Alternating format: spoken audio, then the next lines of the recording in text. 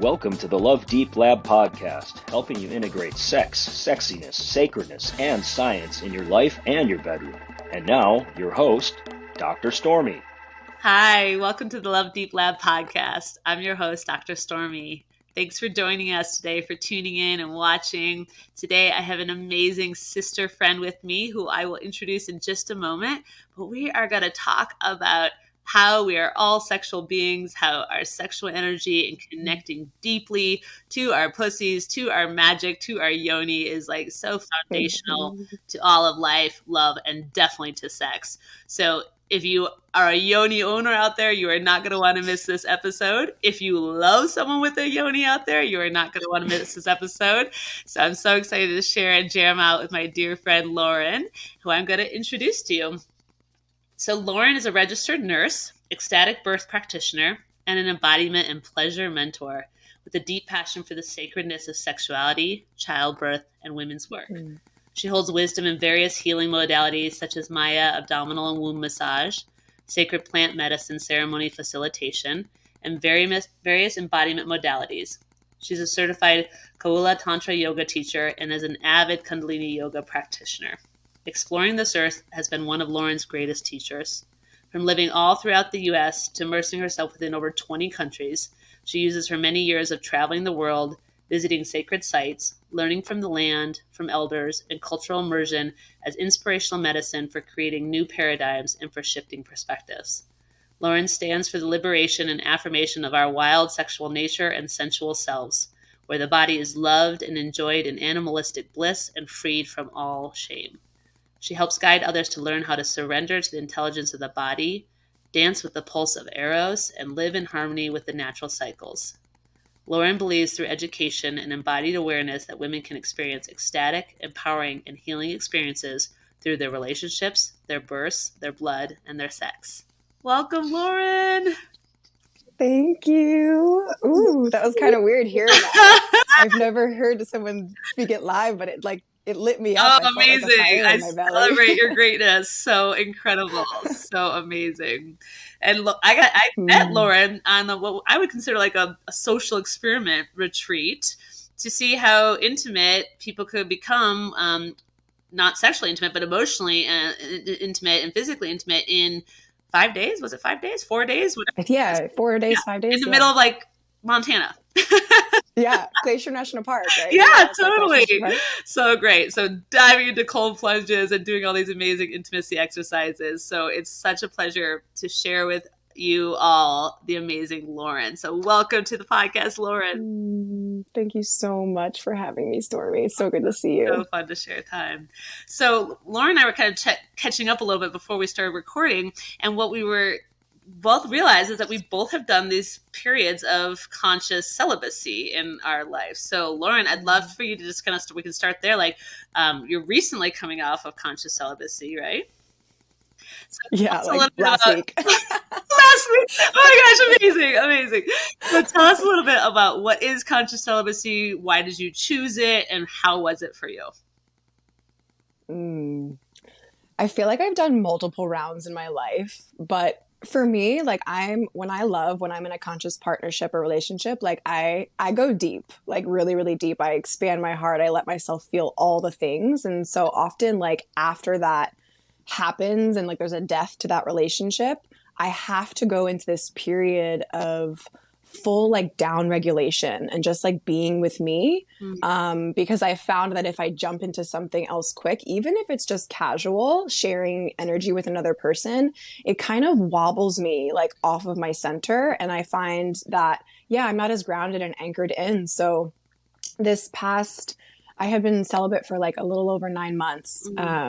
And this has been a very interesting season for me in my life too. Like I'm definitely diving deeper into the sexuality piece and my own pleasure cultivation and my relationship with my own pussy and like what she likes and how she likes to be touched. And not only that, but just like energetically, I think we go about like, I love sex. Sex is great, right? But I think in our culture today, it's very much can be used as like a cover for pain. It can be used to numb.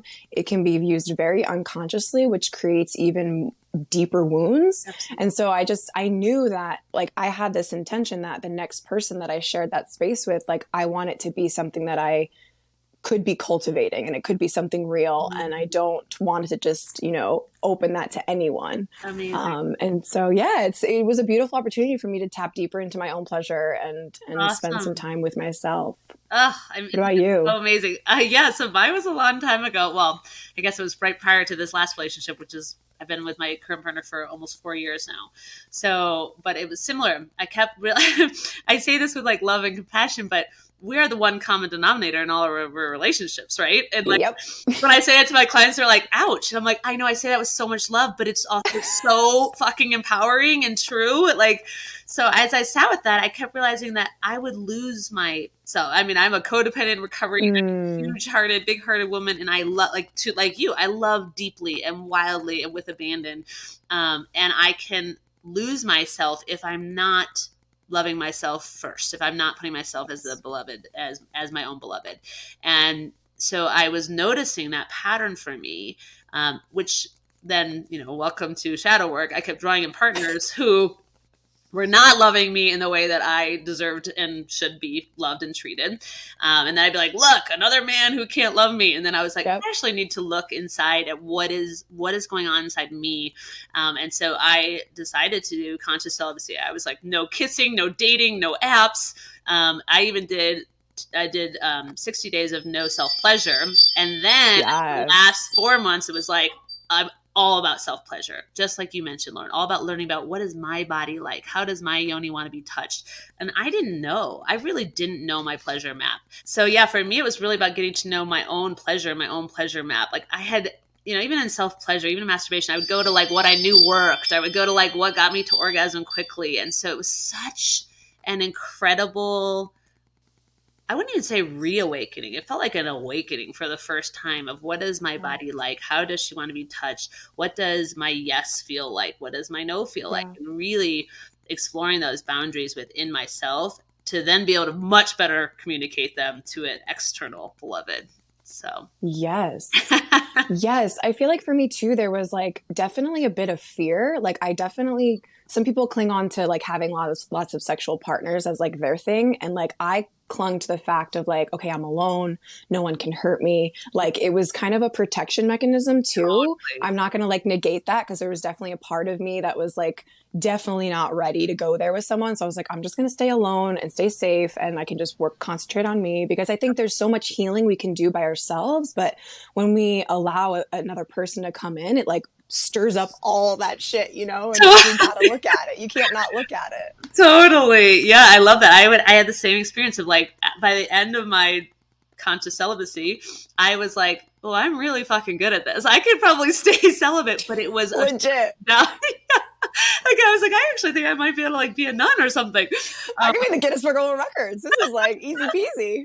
But it was exactly what you said. As I sat with it, I was like, okay, is this my path? And it wasn't. For me, it was more of a shutting down, a keeping safe, a contraction, a constriction.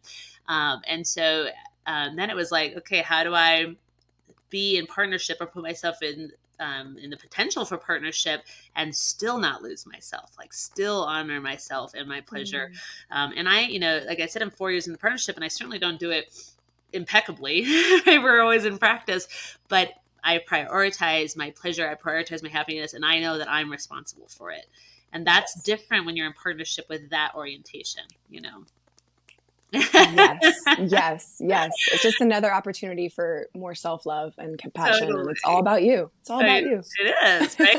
and it's so funny. I mean, a lot of the female clients I had the pleasure of working with, they'll say, and I'm sure you get this a lot in your work, is like, well, isn't that selfish? And isn't that, we've been so trained and acculturated and programmed that is selfish. I have a tattoo here that says sacred selfishness with a bird, the bird cage. Fairy coming out of the cage, but it's like I literally tattooed it on my body because I so needed to like integrate that message that it is the opposite of selfish. It is like self-adoring, it's self-loving, it's self-preserving, it's self-protection, but in a healthy way, right? Like I am my own beloved, and then I may choose to share parts of myself or much of myself with an external beloved. But I think it's that, what would you say about that like how can women's, and it goes with men too, but to start to not think of self-care and self-love Mm-hmm. and self-growth as selfish. Mm. Well, I mean, you hit the nail on the head earlier about how we've just been programmed, like, especially women, we've been so programmed that like we have to earn our pleasure or that like we're not worthy of it. And that is sometimes the biggest foundational piece to if a woman comes to me and she's like, I don't know why I can't orgasm, or I don't know why I can't fully surrender with my partner. It's like, well, are you allowing yourself to feel those things? Like you have to give yourself permission first. And it's like, it's the main thing of like, so within, so without. Like if we're not cultivating that inner love and that like permission slip for ourselves to fully be who we are, we can't expect to see it in the world. You know, we are all connected. Yeah, So it's really, it's simple yet profound. I know, isn't that? It's like, aren't the most? So many things are so simple and yet really damn hard. Literally. That's awesome. So you're recently coming out of conscious celibacy, and it sounds like it was a beautiful part of your growth for you. I mean, you're just like, if you guys are watching, you can see how like lit up and gorgeous and radiant Lauren is. And it's so beautiful to see. So what would you say would be some things you learned in your conscious celibacy time? I learned that we can heal what we want to heal by ourselves, but sometimes it takes another person coming in to really shine the spotlight on the shadows of ourselves that we don't want to, you know what I mean, look at. And I'm like, I'm a shadow dancer. Damn blind spots, right? Literally, like, can you get out of here with your flashlight? Like, I'm a shadow dancer, right? Like, I love the shadow. I'm very into like Lilith archetype. Like, I'm all about that, but like on my own terms. Totally. And it's like the deep surrender comes when you can allow like the love, the light, the attention, the spotlight from another person that like shines on those parts of you that like, oof, I don't know if I want to go there, but that's just such a beautiful invitation to just dig deeper into that. Like a lot for me, I'll speak personally of this last interaction is like this whole self-worth piece came to the surface again. And I was like, oh, I thought I've been there, done that. Like, what the hell, you know? But there's always new layers. There's always deeper layers. And it's just the way that you meet yourself in that space. And that's how you know you've grown, right? When you've like gone through these experiences and you witness yourself reacting differently than you would have in the past. And if you can fully go into that feeling, fully go into the muck of it, it kind of loses its charge. It like loses its potency. So you get the gems out of it and then you can move through it quicker. Not that being a goal, but that's just a byproduct of what happens when we fully lean into that, you know? Totally. That was so beautifully said, right? And I love what you said. It's like, I'll be like, oh, I thought I healed this. I thought I integrated this. And then there it is again. You know? Oh, hello. But like you said, we start to learn to, and I mean, I always say if I had to, which luckily we don't, but if I had to pick one healing modality, shadow work would be way up there for me, for my own personal journey and also with my clients, because like you said, that like there's so many layers to it, right? And there are these parts of us that show up that are in our unconscious, and then we start to work with, and they become conscious, but then I'll think that part is integrated, and then again it'll show up and it'll be like, oh wow, it's been a little while since I've seen you, but hello, you know. But instead of like shaming myself or shutting down or belittling myself or ignoring it, all the things I used to do, now I'm like, oh, hello again. There you are. Full body chills. Yeah. You know, and I agree also with what you said, that I think everyone's different, but for me, for you, it sounds like relationships are a massive crucible for my growth. A deep, sometimes very medicine-esque crucible for my growth. You know? Who needs friggin' psychedelics? You just enter a relationship. It's enough of a medicine journey. Exactly. I'm like, sometimes this is like plant medicine on steroids. You know, it's like, totally. I mean, so why do you imagine that relationships can be such a beautiful, fertile, tender, painful, provocative place for our growth?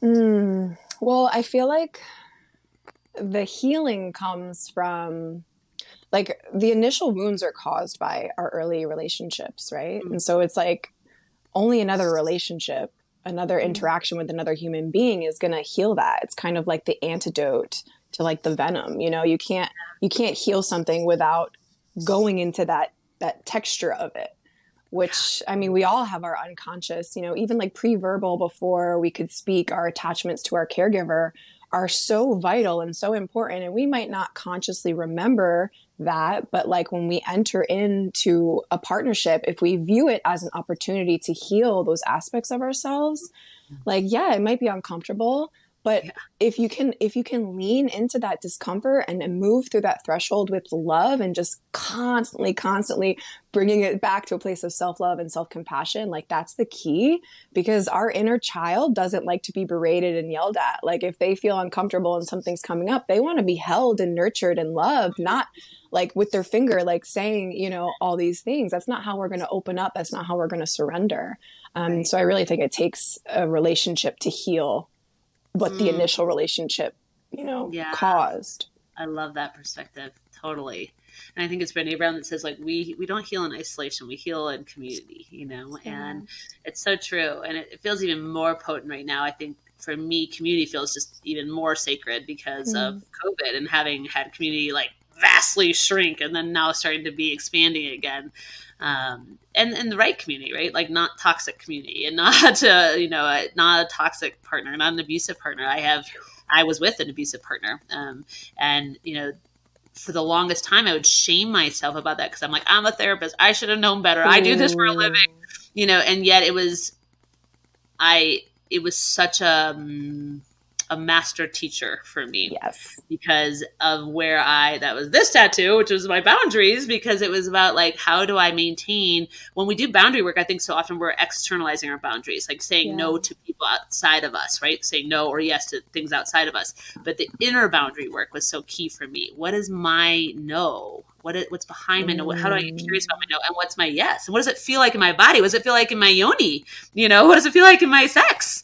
And how do I'm going to say for me, before this work and even still now, but I catch myself a lot faster, will have sex when I don't want to or say yes when I don't want to. And it's like I think any sexual person out there has had, and I don't mean like rape or, you know, violence. Of course. I mean like a subtle no that's still a no. Yeah. And it's so powerful to start working with our yeses and our nos and our maybes. You know, with my 18-year-old son, we were talking about consent. I'm like, a maybe's a no. Because, you know. Yes.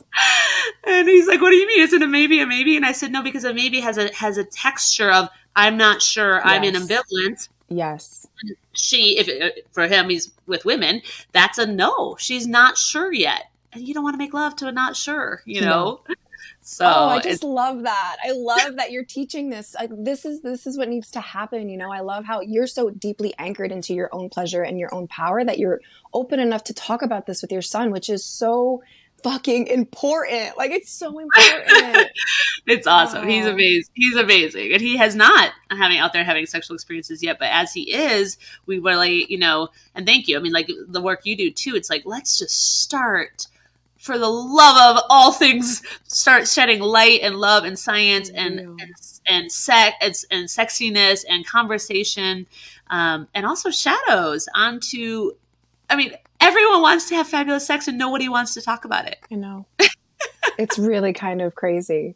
But there's just been so many years of like shame and like that. Totally. We need to work through that. And by speaking it, by talking about it, it subsequently liberates our pelvic area too. So it's like knowing what your boundary is and then being able to speak it, it makes that connection so much more anchored. And then you're just like a more empowered human being. That's amazing. Wait, it's a perfect segue into, tell me a little bit about, like, so you talked about things that are so alive for you right now is cultivating a healthy relationship with our pussy and that our sex is foundational to all life. So you were just going right there with it. Like, it makes us a more amazing human being. Tell me more about this and your work and your experience with this.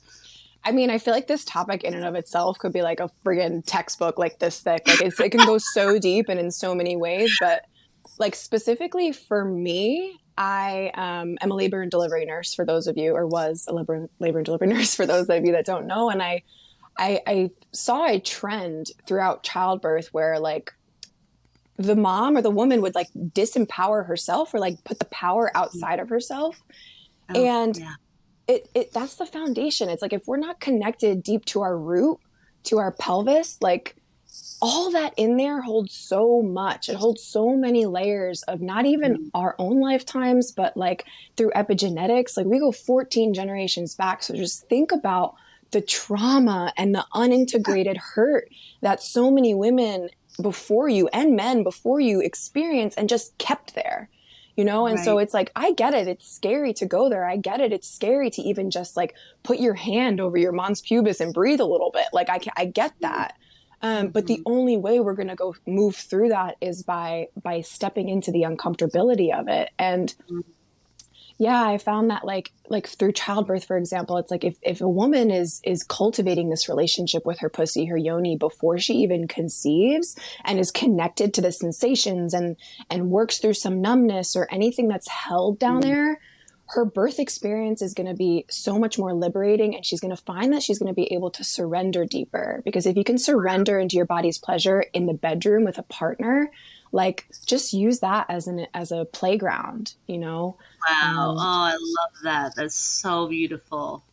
And so how would you, for our like listeners and watchers, how would you start to say, every week we do kind of sexy homework, but how would you start, what would be some ways that you would say that they can, people out there listening with yonis can begin to feel more connected, more pleasure, more power with our pussies? Yes. Okay. I just got chills. That's my favorite question.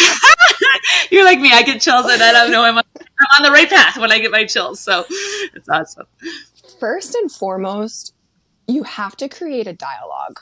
I'm going to call her because that's how I call her myself. I say her.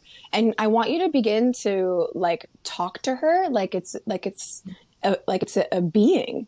Our pussies and our yonis are beings. And if we can talk to her, be open with it and vocalize like, hi, I love you. Thank you. Oh, I feel you. I feel you're a little numb. Like sometimes it helps too to create that little bit of separations. Cause if we have so much trauma down there, and if we've gone through something it's way too painful to associate ourselves in this area, by kind of talking to our pussies like it's a friend or a lover or something kind of, or a child outside of us, it creates a more easeful way of starting that communication. Yeah. So just start talking, the awareness, like before you get into the shower, even just like placing a hand on your womb space and just like deep breathing, like just like breathe into her. I actually have a really yummy, free pussy breathing meditation on my Instagram link. So I'll show that to you. So I got my weekend homework. Amazing. Yeah. Cool. So I love that. So connecting, starting a conversation, a dialogue, right? And for a lot of our listeners, even that'll be like, wait, what? Yes. Like, so that's such a beautiful, like you said, simple but profound first step, right? To building that connection, because we are all sexual beings. We all literally come from sexual energy. Literally, like you don't leave for work in the morning and like leave your pelvis and your sexual organs at home. Like you go with, you know what I mean? Like we go. I just don't get it. Totally. So that's a beautiful one. So that's a great way to start. Do you have another tip or two? Sexy homework. One that is most alive for me right now that I've really been leaning on is a concept called mirror work. I'm sure some of your listeners has probably heard it, but this isn't like, you know, here's a blueprint and a formula of how to do this. This is a very intuitively led practice for me. And it can be, you know, dancing to one song slowly in front of a mirror. But I think the most important thing for me is like maintaining the direct eye contact and seeing myself in the mirror and like giving myself pleasure, not necessarily genital stimulation at all. This could just be playing with my hair, touching my skin, but like looking at myself in the eyes and just being like, wow, I love you. I appreciate you. Like, thank you. And that can be very uncomfortable, especially if there's no clothes. I mean, you could do this with clothes that maybe make you feel juicy, make you feel sexy, but you also can be fully clothed. And it can also be you could be fully naked and just like love your body. Like this vessel is our antenna to our pleasure. This vessel is how we are experiencing this world. So if we're not connected to it in general, we're not going to be able to connect to our pleasure centers. Like there's no disconnect. Amazing. Yeah. Totally. That's so beautiful. Mirror work is amazing. And it can be really fucking hard, like you said. But then you get to start leaning into like, wow, like you start to, for me, mirror work helps me see where my inner critic really is loud, right? And Michael Singer talks about it as our inner roommate. And I love that analogy from Untethered Soul. He talks about like, because for somehow when I think about an inner roommate, I can hear my inner roommate pretty well. And, you know, being a bitch, being like naggy and critical. and horrible and like shaming. And like, I would never tolerate a roommate like that. And yet this one comes around with me all the time. Right. So I think mirror work can be a really beautiful way to start to love our inner roommate, change her dialogue, you know? Yeah, and just like That's and being kind when that inner roommate does lash out and like get cranky, like send it love and like maybe keep a journal of like, oh well, and even like throughout your cycle it can change too. Like I know I'm feeling myself extra like right when I'm ovulating, but it's like right before I'm bleeding, if I'm doing mirror work, like how much more deeply can I be like, thank you body, even though you're bloated and I don't feel so beautiful and I feel like all these different hard emotions, like can I love you still? And so just like, you know, just being aware of that. Amazing. I love that. Awesome. So mirror work has the second sexy homework. Do you have a third? I mean, I'm all about like just going for it, like the self-pleasure piece. But I think for me, something that I've really taken into practice recently is like checking in, like we said earlier, about our yes and no. And sometimes we think about our boundaries have to involve another person, but like if you find yourself, you know, wanting to rub one out real quick because you don't want to feel a certain emotion, or you're trying to like, you know, numb something, it's like, is your body a full yes? Like, does your body want to be touched that way? Like getting consent from your own body before you do your pleasure practice is a huge one. Amazing. So beautiful. So would they do that? How would you recommend our listeners do that? Is it like getting quiet, breathing and listening? How does one begin to start to have that dialogue of consent with yourself? Well, I think that's like a person to person basis, right? Like I always like to start with like slow movement, just like getting into my body and completely taking the self-pleasuring piece like off the table and just really just tapping into how my body feels and like getting accustomed to the sensations within my body, like the tightness in the chest or the tingling in my finger, like really keeping my concentration on the subtle things that are coming up in my body. And then over time, you get to learn your yeses and your nos. Like if you find yourself like, you know, feeling this certain thing and you're like, I don't know, maybe I shouldn't. But there's also a fine dance of like, resistance is going to come up sometimes in these things. And it's like, how can you learn your yeses and your nos? Like, I can't answer that for you. Like, that's something that you have to learn the language of your body in and of yourself. I'm very much about like empowering you to find your golden thread and your true north, because it's not going to be the same as mine. You know, as long as you feel safe and resourced and you have a place where you know that you can come back to yourself and feel held and nurtured, like that's all that matters. Totally. That's so beautiful. That place of resourcing and self-resourcing and finding safety within yourself, I believe is so key to having amazing pleasure in life, because we literally can't be in pleasure when we're in non-safety, you know? And so teaching ourselves to create safety within ourselves, within our bodies, within our yonis is so like deeply powerful, you know? Yeah, that's really well said. Amazing. Okay, so we also do speed round. You ready? I'm ready. So our listeners, they know when we have a guest on, we are all about intimacy. So we're going to do a little get to know Lauren a little bit better. Okay. So our 3 pillars for this podcast are sex, science, and sacredness. So let's start with sex. So Lauren, right now in your life, what makes you feel so sexy? What makes me feel sexy? To be honest, we just talked about the mirror work. Like I just had a really beautiful session last night. And like, by the end of it, I was like, damn, I was like sweating. I was like, someone come like bask in this beautifulness, because like, damn girl, you know, like feeling myself. Amazing. Damn girl is right. That's fabulous. I love it. So mirror work for you right now. And you also mentioned movement, like just that move. I'm a dancer, you on that's just social. You're such a beautiful dancer, so that's awesome. Cool. And then science. So you have a background in nursing. I have a background in medicine. Like, what lights you up about, like, right now that you're like, I can't read enough about or study enough or take enough courses on science-wise?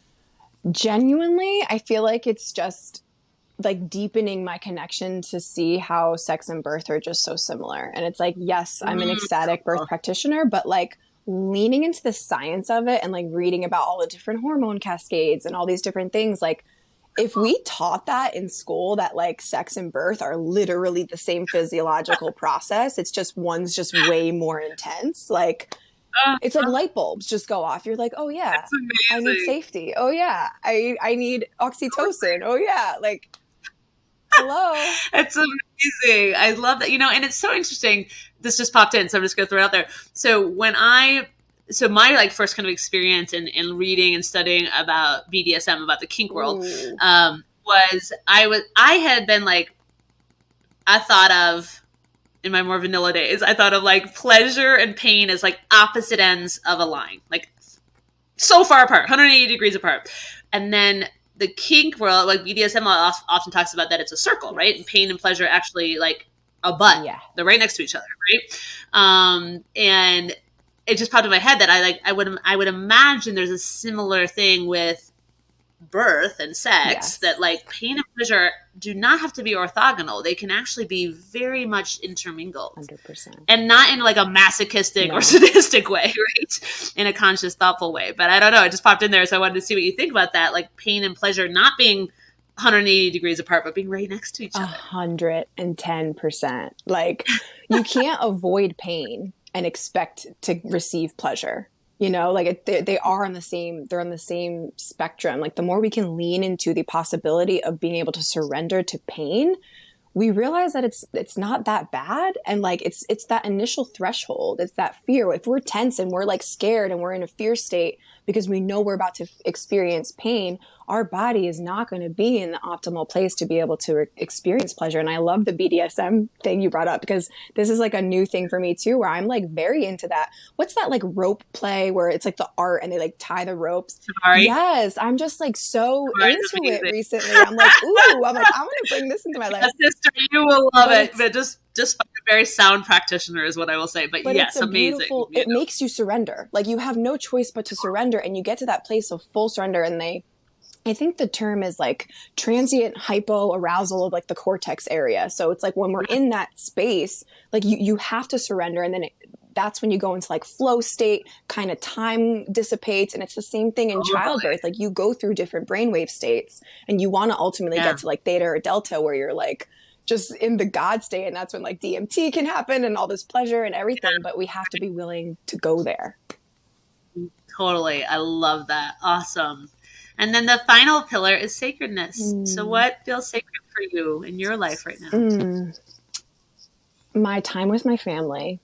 I've been going through a transition recently, and I've been living home with them. And it's just been like such a beautiful opportunity for like, old teenage Lauren, comes up, and it's like just it's felt so sacred. It's felt so sacred being home with them and my family and working through different things. And real shifts have happened, and I'm just so grateful. Amazing. That's awesome. So cool. That sounds like a really special gift. And like you can also, you have the tools to do the work to be like, oh, hello, teenage Lauren. It's family of origin, man. Talk about another crucible for growth. Holy moly, Awesome. Well, Lauren, how can our listeners and our watchers find you, follow you? For all of our listeners and watchers, I absolutely highly recommend following and working with Lauren if you feel called to. She's an incredibly well-read, sound, beautiful, amazing woman. So how can they find you? Thank you. I am most active on Instagram. That's like my main place where I share the little nuggets. It's at The Healing Hummingbird with periods in between each word. And then through there, you can hop on my link tree and find my website, my free pussy meditation. I have some fun offerings coming up. Might be doing some online workshops. I have a Lilith program coming out, which is all about diving deep into the shadow and learning about our luteal phase and our blood phase and our sacred sex and expressing emotion and connecting to the heart. So yeah, we've got some fun things coming up. I'm excited about. Amazing. So great. So I will put all of that in the show notes as well. Definitely follow along with Lauren. Lauren, thanks so much for sharing time today. Thank you so much. This has been so nourishing. I feel so energized now. I know, me too. Going into we're a Friday. We're recording on a Friday, so we're going into our Friday. Woo woo! All juiced up. I love it. So thank you to our listeners and our watchers for tuning in. Thank you for being brave and opening your hearts to love deep.